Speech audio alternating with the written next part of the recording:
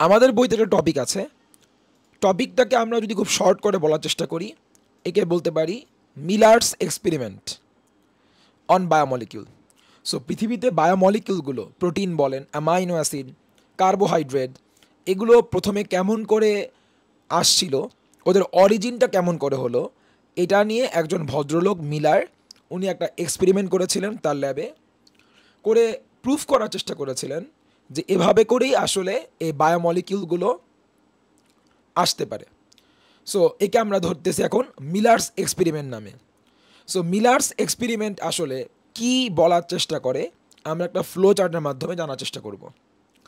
So বলা হচ্ছে একটা সময় ছিল, আমি যদি বলি প্রি হিস্টোরিক আর্থ, অনেক আগে যখন মানুষই ছিল না, হিউম্যান হিস্ট্রির কোনো চিহ্ন বা সিম্বল সাইন কিচ্ছু ছিল না, ওই সময়টা পৃথিবী এমন ছিল যে পৃথিবীতে কোনো ফ্রি অক্সিজেন অ্যাভেলেবেল ছিল না। একটু খেয়াল করব আমরা ফ্রি অক্সিজেন কেন বললাম। খেয়াল করবেন অক্সিজেন কিন্তু এখানেও আছে, আমার কার্সার খেয়াল করেন, অক্সিজেন কিন্তু এখানেও আছে, অক্সিজেন কিন্তু এখানেও আছে। সো অক্সিজেন কিন্তু কোথাও O2 বা ফ্রি হিসাবে নাই। সো ওই সময় এয়ারে কোনো ফ্রি অক্সিজেন অ্যাভেলেবেল ছিল না, কারণ কোনো হিউম্যান বা কোনো লাইফ ফর্মই ছিল না।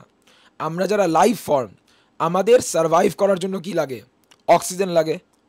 ওই সময় তো কোনো লাইফই ছিল না, আমরাও ছিলাম না। সো প্ল্যান্টসরা না, অ্যানিমালসরা না, ইভেন ব্যাকটেরিয়াও না। ব্যাকটেরিয়াও তো লিভিং, আপনি জানেন। সো লিভিং ব্যাকটেরিয়ারাও ছিল না। দে আর দ্য সিম্পলেস্ট, লিভিংদের মধ্যে ব্যাকটেরিয়া সিম্পলেস্ট, ওই সিম্পলেস্ট সব থেকে সিম্পল সেও এক্সিস্ট করতো না। সো অক্সিজেন ছিল না। এখন এরপর কি হলো? তাহলে আমাদের ওই সময়কার এনভায়রনমেন্টে অ্যাটমসফিয়ারে অক্সিজেন ছিল না, ফ্রি অক্সিজেন। কি ছিল? কিছু গ্যাস অ্যাভেলেবেল ছিল। স্যার কোন কোন গ্যাস?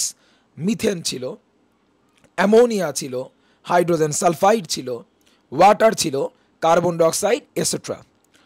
এবার যেটা হলো, ওই সময় ফ্রিকুয়েন্টলি লাইটনিং হওয়া শুরু করলো এবং ইলেকট্রিক স্টর্মস হওয়া শুরু করলো। এই ইলেকট্রিক স্টর্মস এবং লাইটনিংয়ের কারণে, এবং সাথে আবার রেডিয়েশন, ওই যে আমাদের সূর্য থেকে যে আলট্রাভায়োলেট রে, যে রেডিয়েশনটা আসে, ওই সময় তো ওজোন লেয়ার ভাবে করে ফর্ম করে নাই।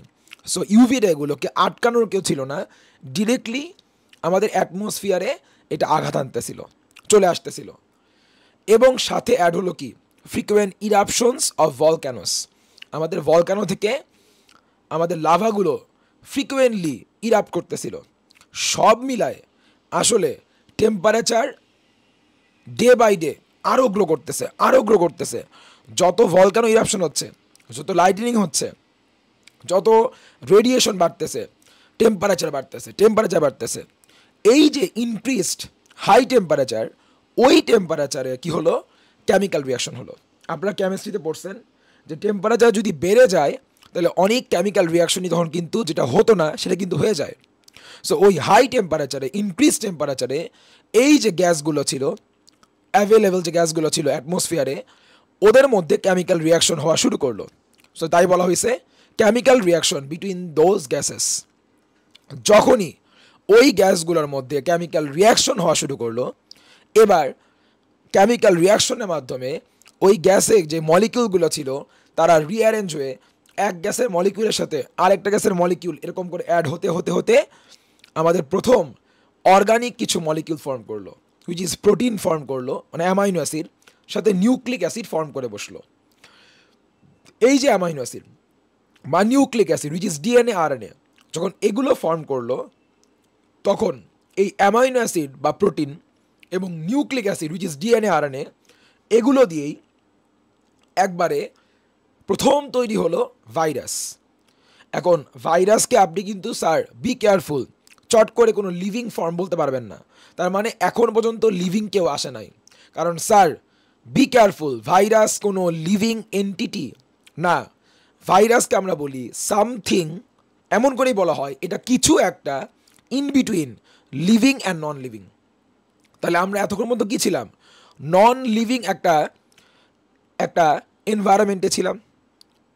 এবং তার থেকে আমরা চট করে লিভিংয়ে না এসে এমন কোনো স্টেট পেয়ে গেলাম, এমন কিছু একটা পেয়ে গেলাম, এমন একটা এন্টিটি তৈরি হলো যেটা আসলে একবারে নন লিভিংয়েও না আবার লিভিংও না, দুইজনের মাঝামাঝি।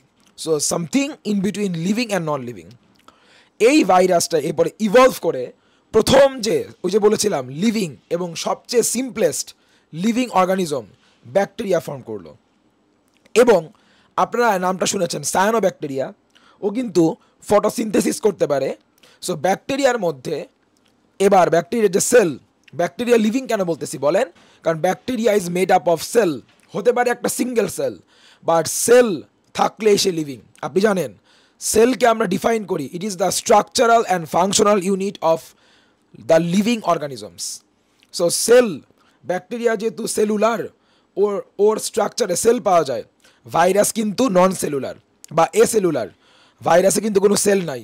ব্যাকটেরিয়াতেই প্রথম আমরা সেল পেলাম, অলরেডি সেল তৈরি হয়ে গেল। কারণ ওই যে মলিকিউলগুলো আছে, অ্যামাইনো অ্যাসিড বলেন, নিউক্লিক অ্যাসিড বলেন, ইন দ্য মিন টাইম কার্বোহাইড্রেটও প্রডিউস হয়ে যায়।